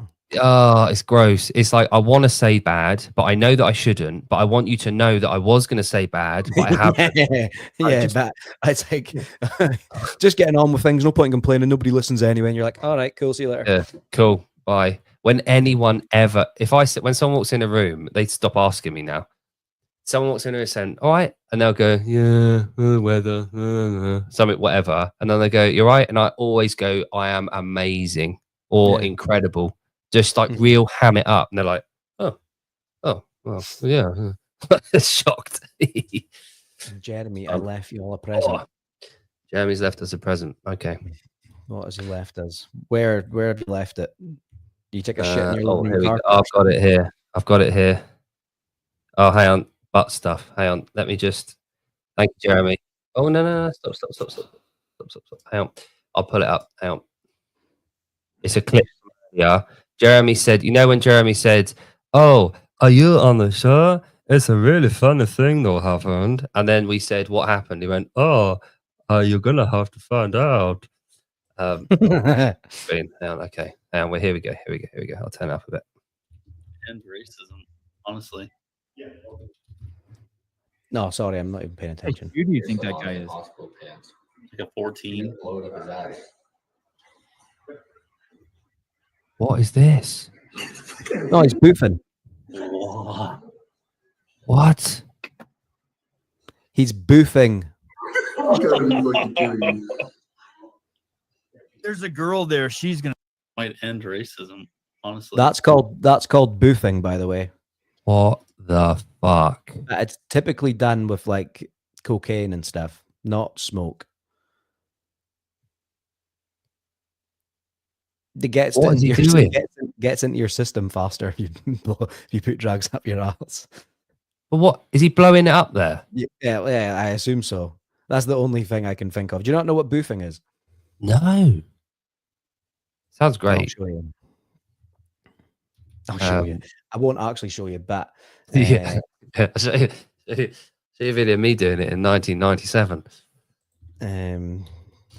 But I do have it's called like a booty bump, you know. But there we go. Look, boofing. That's a great word, boof. There we go. Do I want to pull up a Reddit thread on it? There we go. A harm reduction guide to boofing. There we go. Oh yes, this is this. In the ghetto.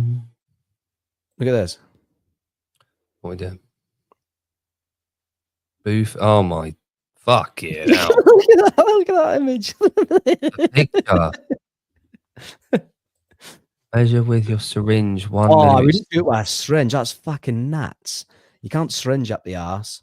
What they're putting a lube up the syringe. Assume the Oh no, it position. doesn't have a needle in it. Yeah. Oh, it's not a needle, right? Oh, I mean, as if that makes any better. The centimeter, the deeper you go, the slower it hits. The deeper you go, the slower it hits. Yeah, like the further in your ass, the slower it's going to. I'm going to take it off the screen. Fuck. Because you've got all the, I don't know, but basically the drugs get into your system much quicker and much more effective if you put it up your ass. Well, it's a suppository, isn't it? Yeah. Like, fuck me. Honestly, you know, like, did you ever? I know people that have boofed cocaine before. That's why I know about it. Like, I am not one of those people, by the way. No, but sometimes, like, you probably don't have this, but sometimes I think I lead a boring life. What must it be like to have a bit of I lead a boring life as well. like excitement, or to do something crazy, or to be like just nuts for a day, and then chaos, like Grant leaving his house in a mess, or like turning up to the gym 5 minutes late, or whatever. Like, just this thing. Like, sometimes I think I'm really boring, and then something like that comes up, and I'm like, thank fuck I'm boring. Like, thank fuck I don't have a mind like that, because that is mental. Yeah. That is true. Yeah. Oh well. Imagine being Daniel Browner. Do you know what? I'd do that for a day. What, being Daniel Brendan? Yeah. Do you know what? I don't pay much attention to like famous 20-somethings. I think they're living a life, and they're in the zone, and they're in that mindset of being centric, you know, central to the universe. And we've all had that part of our life when we felt that way. Now imagine you're given a platform when you're that way. Imagine you've had the background she has, like, and then the pitfalls of social media. The one thing that allows you to earn and to be big and to get sponsorship is the same thing that completely fucks you over constantly. I can't Yeah. imagine being in that environment as a 20-something-year-old. If I was a 20-something-year-old now, I would be a nuisance. I was going to say, I'm not, I was, and I am a nobody. And see if I had half the notoriety and Yeah. access to money Yeah. and whatever, like when I Yeah. was in my early 20s, I'd be doing way worse shit than what they're doing. Yeah. I'd be a nuisance. They're pretty, like, they're good people in the grand scheme of things. Yeah. And Like, can you I imagine don't- being someone like Justin Bieber? so he was at the point where, like, we talked about this before, but like artistic license, people that are wired that artistically, they need to express, they need to explore, they need to be different, they need to be in environments where they're going to get fucking creative juices flowing and pick up on stuff and learn and experiment and socially and talk to people differently. But Mhm. everyone's got a fucking mobile phone, everything's on video, everything's recorded. When Justin Bieber got caught in that nightclub doing something or other, that was the end of him. Like, he got caught, he got busted, he went there, but previous to that, if you're a rock and roll star or pop star or someone, you were up to crazy shit, and that's how they were creative. Like Van Gogh, like Da Vinci, Michelangelo, like all the great artists throughout history had license to go off and be fucking idiots in their private life, and then they that's how they became creative. And now no one can do that. No one can go away and have a private life where they're learning to get their juices flowing and be creative. They can't do that anymore. I'm and- so glad that I wasn't in school with social Oh, media man. and smartphones. Oh. I know we did have it, but not to the same extent. Like, people had people had cameras on nights out, but not fucking, like, you didn't have this in your hand the whole time. Yeah. Do you know what I mean? Yeah. Well, it's all the other people. So the thing is, Avery, if you're on public eye and social media, you're in control of what you're putting out. But what you're not in control of is what other people are creating about you. Mm-hmm. And that's the difference. Like, that's the difference. Like, you're in control of what you create. If you want to be off social media, you can. The thing is, every other fucker's on social media, and all it takes is one wrong photo. And I'm not saying that, like, it's one of the pitfalls of being in the spotlight. But the thing is, there's a thirst and a hunger for the gotcha and the drama and the exposés and the TMZ approach to everything. There's a real craving and lust for it. I personally don't necessarily have it, but it's very fucking popular. And they could, yeah, exactly, Ortega. It's an unfortunate thing. They need to be on socials. Now, how they portray themselves on socials is another matter altogether. But the thing is, if you're, how many people, like sports coaches are a prime example, personal trainers, we've talked about this so many times off air and on here. Some of the best strength coaches, some of the best coaches that I'm aware of, and historically, they're not on socials. They're too old to understand how it works. 2, they don't want to do it. And 3, they haven't got the time. They haven't got the time to be on socials creating content and everything. However, in today's system, it's a necessity to do that if you want to grow and expand, just simply to exist as a strength and conditioning coach or a strength coach or a fitness coach. You've got to have a social media presence. A lot of these, like, coaches that you're talking about probably aren't even making that much of a living wage, but, like, in comparison to people that know, like, a fucking, like, speck of what they know. But the people that are good on social media are making a shitload of money because they're good on social media. Yeah, exactly. See,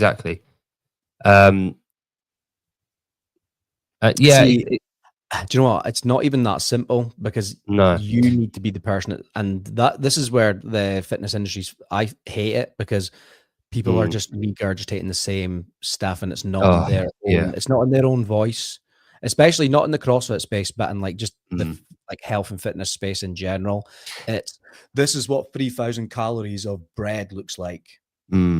this is what 3,000 calories of this looks Yeah. like. It's like we don't need to fucking keep regurgitating stuff Yeah. like that. And I think so a little caveat to this is Jon and I aren't just talking about the CrossFit ecosystem, No, by we're the just way. talking about fitness You based. know, we're talking about fitness and other people involved. But no, you're right. It can be done. The best people, the biggest people, the people like with the biggest profiles on social media, they've got to that point and they can hand it over. They can give it to a social media person or group to do it. They just record the content and they send it, and they trust the people to do it. And that's absolutely right. But I don't know if many of them are big enough or have the right way of doing it. I don't know. Grant, I think that's the only way it actually comes across as real, like because you actually have been using the products. But see, when someone like Ortega was saying about Brooke, like when she's like, did she not have like 3 different mattress sponsors one year? It's like you can't go from like have the same product, like, but from different spot. Like, you can't change the sponsor like so often, and then people will know you don't believe in it. I really hope that there's a place in the industry for people to succeed without the use of social media. That's what I would love. I would love for that to be an option. I would love to be that. But unfortunately, everyone has social media nowadays. Everyone recruits their next trainer off social media. Everyone finds the content that's going to motivate them on social media. It's just the first port of call for a lot of people. And the only other way that you can advertise and do that is word of mouth. Word of mouth is the bit, and it used to be the CrossFit affiliates method to recruit new members. It was word of mouth.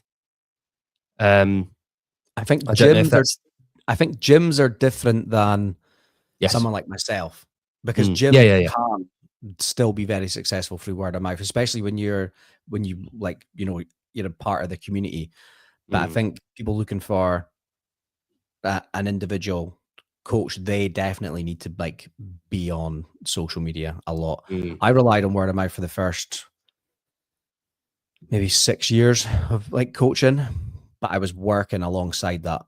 Last year when I went full time just coaching, I realized like, oh, I need to like be on social media a lot more, and hence why I bit the bullet and put out stuff that I not sometimes that keen on doing.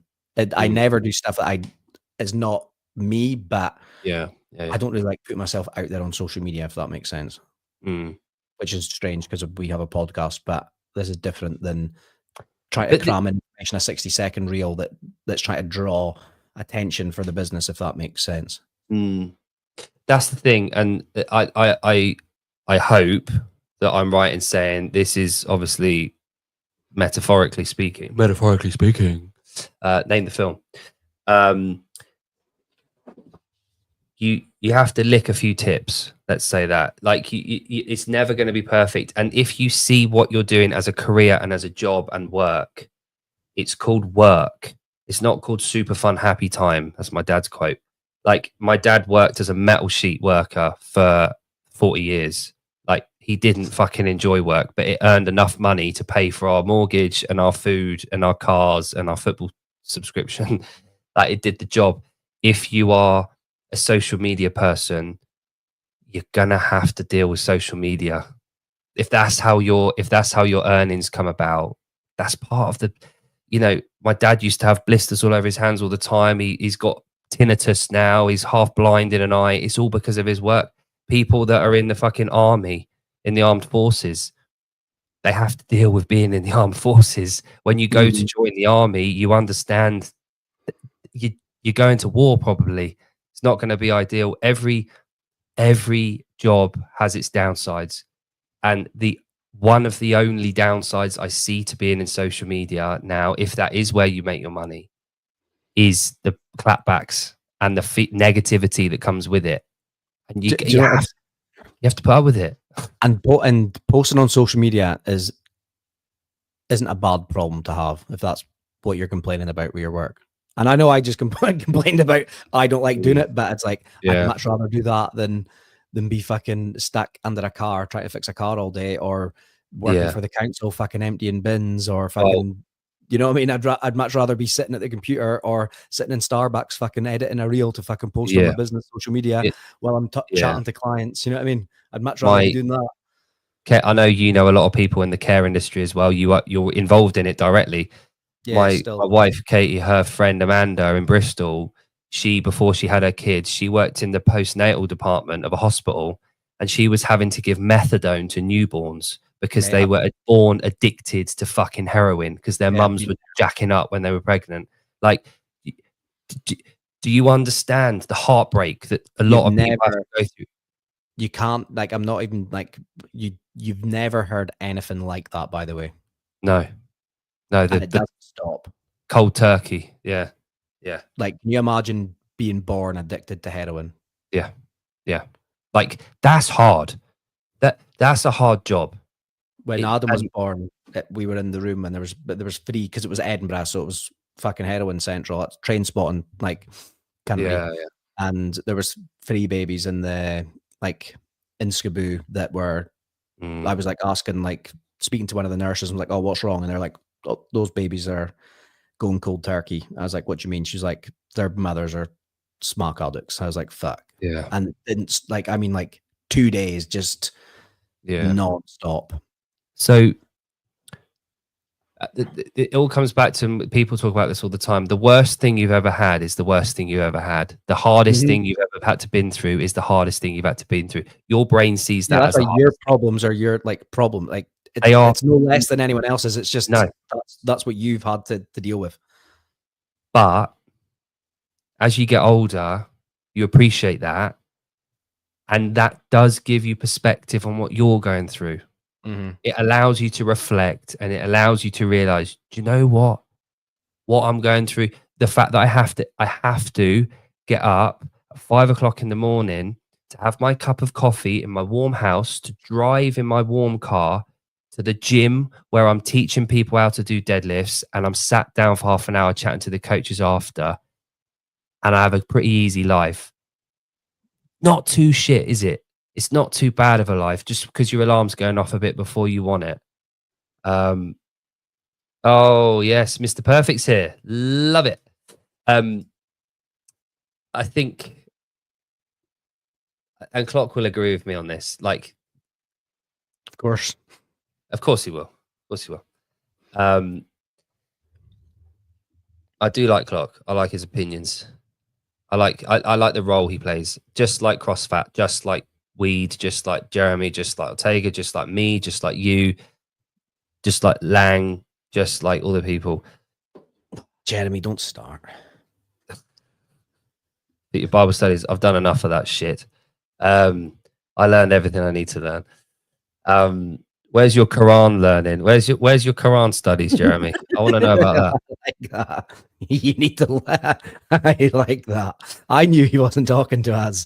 I never. You know what? As well, I realized after I'd read it, I realized then that it wasn't about me. So I tried to reel it in.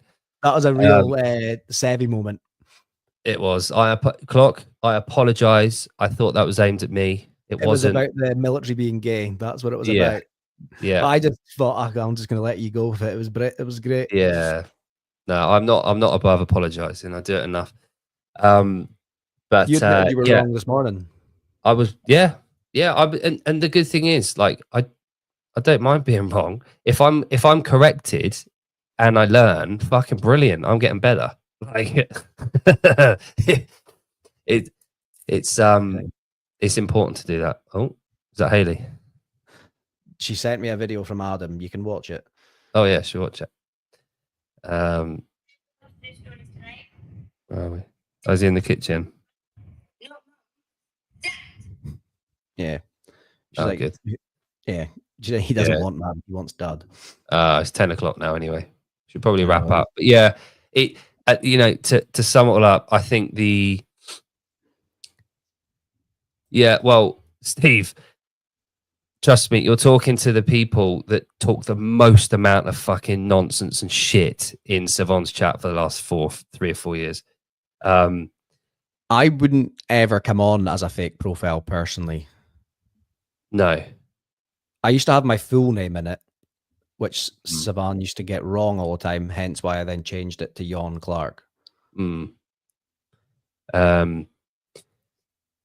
He is, and I think he's got enough experience there. But sometimes No, he always pulls up my comments when it's nothing to do about what he's talking about. Yeah, and but he'll go off. Yeah, and he'll also pull up a comment 10 minutes later. Yeah, that's got nothing to do. It's not relevant to the thing that he thinks he's talking about, but it is. But he somehow makes it work. It's clever. I like that. But yeah, so I can't remember what we're talking about. But everything's relative. But I think all of this, we're talking about Daniel Brandon, wasn't it, earlier? I forgot. That's how we got onto it. Social media, being an athlete, dealing with the consequences of being on social media. I think you just have to take it with a pinch of salt. People chatting shit online. It's just online. It's not real. None of this is real. None of it's fucking going to impact you whatsoever. Like you hang up, you go back to your day. You're at your job that you've chosen to do. You're with your family you've chosen. You're getting on with it, and then you come online to escape, and we talk shit. We have a laugh, and then we go back to like real life after that. That's what all of this is. This is an escape. And as soon as it starts to become serious and arguing and fucking argumentative and drama, I'm out. I'm done. I don't want that for here. This is my escapism. But I get it. People need it. Yeah. Yeah. I can't remember what we were going to say. Oh, you'll like my flag in my photo. Have you got this flag? You might totally agree, Steve. Totally agree. What did he say? I rarely what? I rarely agree with Pat or David Weed, but I love them both. They're important. I actually agree with David a lot. Yeah. Yeah. Pat's actually fucking solid. He's nothing like is, no, and the thing is in the chat. Pat, like out of the chat, if you know what I mean. If Pat isn't reluctant to learn about things too much, like if he does stand corrected sometimes, he will say, "Oh, I didn't realize that," or "Oh shit, yeah, I was wrong." There's still some of that, but there's some people in the chat that won't do that. They won't do that. Of course he does. He always said, the thing is, Pat always makes comments about that he lives in the greatest country on earth, but people don't see it because they see the comment afterwards where he's going on about Trump being a twat. Yeah. But yeah, what were you going to show? Sorry. Just my flag. Yeah. Have you got that flag? What flag? Can't see anything yet. It's on. Is it not on the screen? I haven't got that. Wait, did Vindicate make that? Who made it? Yeah, Vindicate sent me it. Oh, fuck you then. He was sending me stuff for a client at the time. Right. Yeah. No, I do.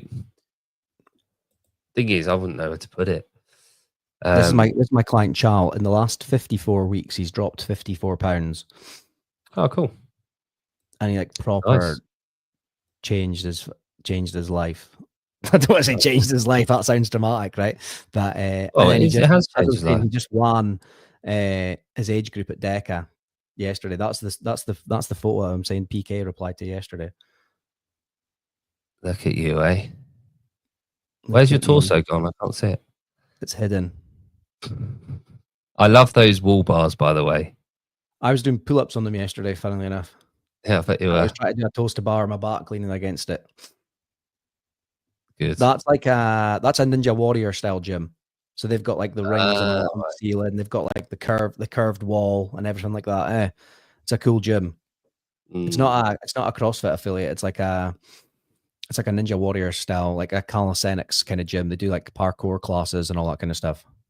Cool. It's pretty cool. Oh, before I forget, next Sunday, I'm flying back from Liverpool at 2:00. Oh, we've got Stephen. Yeah. Well, I've got a call. I've got Steve and Hannah coming off at 6:30. Yeah. And then we've got 8:00. We've got your matey boy, haven't we, at 8? Let's pull him up. Pull him This off. dude here. Really hot. So, as fellow Scottish lad, I don't want to do that. Something went wrong. Refresh. Refresh. Is this TikTok? No, he's got 162k followers on the old TikTok. He's like CrossFit Tweed Bank. He makes some good content on TikTok. Probably better stuff on Instagram, to be fair. Cool. But Stephen's cool. Pedro was actually at his gym last week, I believe. Nice. But he should be a fun conversation. Yeah. Pat loves TRT and that guy in the post he deleted that stretches him at a CrossFit gym. I didn't see that. I'd like to see that. I've not seen that either. I don't think Pat's on TRT. I wouldn't be surprised if he is, but I'm fair game. I'm like, do you know ask what? him. I don't think he is though, because we've spoken about TRT a lot in the chat, and I don't think he is on it. He might be though. He's thick set, isn't he? He's got a good set of pecs and delts on him. I did a good workout yesterday, by the way. Pat has, before you say that, Pat has agreed to come on a head-to-head show, by the way, which we're trying to make work. But we just need to wait a little while. Seema has receipts. Why is there a P in receipts? It really annoys me. Receipts. I had half an hour to train yesterday. So I did some drop sets of bench. Does anyone not agree you should wait? Yeah, but mate, if you're 60, now's the time. Fuck, I would 60 years old, yeah, definitely. Like what are you waiting for, Steve? Is there an age where you think no, in all seriousness, is there an age that you think, or is there a number? Like, are you going by like blood's being done and dropping below a number and getting it done, or what are your thoughts on that? Actually, I'll tell you what. Oh my god, I'm really hot. Steve, get on TRT. Who cares what your levels are? Optimize. Right, mate, I'm getting called upon. Yeah, I haven't eaten yet. I need to go. I've still got work to do, but I need to go and put Adam to bed. And then because he's on summer holidays, I'm at home with him anyway. We can just chill in the morning. Nice. Steve, go and get a blood test done. Yeah, get a panel done and see what you're looking at. Oh. Right. I saw a guy on Facebook. I saw a guy that I went to school with. He turned 40 the other day. Fuck me, the difference in me and him is mad. I reckon it starts to happen late 30s, early 40s, where you see a real fucking big difference in people you went to school with. Yeah, I like, especially bloke. I went to an all boys school. I think up until mid 30s, you're pretty much like, you can see the guys that are really taking shit seriously. But then by 40, you can see a real sharp decline in the guys that haven't taken any care of themselves. See, I didn't take care of myself until I was that little bit older. Yeah. Once you get on your off life, not necessarily. Anyway, no, but at 60 years old, yeah. Another 10 years, yeah. Like, you may as well utilize that last 10. But you could be jacked and fucking strong and have more muscle mass, which gives you another 5 years of life, 10 years of life. Imagine your family are in the funeral home, okay? And the funeral director turns to whoever it might be, your wife or your child or whatever, and said, "We don't have a coffin that will fit Dad. His lats are far too wide." I'd love that. And the kids go, "Oh, fuck it, just cremate him then." That'd be amazing. Get Harambe's coffin. R.I.P. Harambe. Can you imagine like Ronnie Coleman trying to get in a coffin? He's near, isn't he? Fuck me. Very close to kicking it. Kind of but we finished this topic. Don't start it again. Yeah, right. Should we say bye? Yeah. Right. Yeah. Thanks for joining us, everyone. Hope you have a good evening.